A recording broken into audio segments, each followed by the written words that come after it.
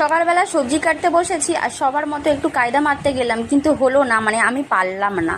তো যাই হোক, এখন সবজি কাটতে হবে। আর সকালবেলা বাবা বাজার করে নিয়ে এসেছে বেশ উচ্ছেগুলো, বেশ একদম কচি কচি। তার প্রচণ্ড গরমও পড়েছে, তাই ভাবলাম আজকে মাকে বলবো উচ্ছের ঝোল বানাতে। আর উচ্ছেটা দেখে বেশ লোভও লাগছিল, বেশ হেভি সুন্দর উচ্ছেটা, বেশ বেশ ভালো। আর যা গরম পড়েছে আমাদের এখানে, তো প্রচণ্ড গরম। তোমাদের ওখানে কেমন গরম পড়েছে সেটা কমেন্ট বক্সে জানিয়ে দিও। আর এই গরমের মধ্যে তোমাদের কি খেতে ইচ্ছা করছে সেটাও কমেন্ট বক্সে জানিয়ে দিও। উচ্ছে কাটছিলাম, মা আমাকে তেড়িয়ে দিল, মানে হচ্ছে হবে না আমার দ্বারা। তাই বলল যে এই যে পুঁই মিছলির ডিমুলিগুলো আছে সেগুলো তুই ছড়।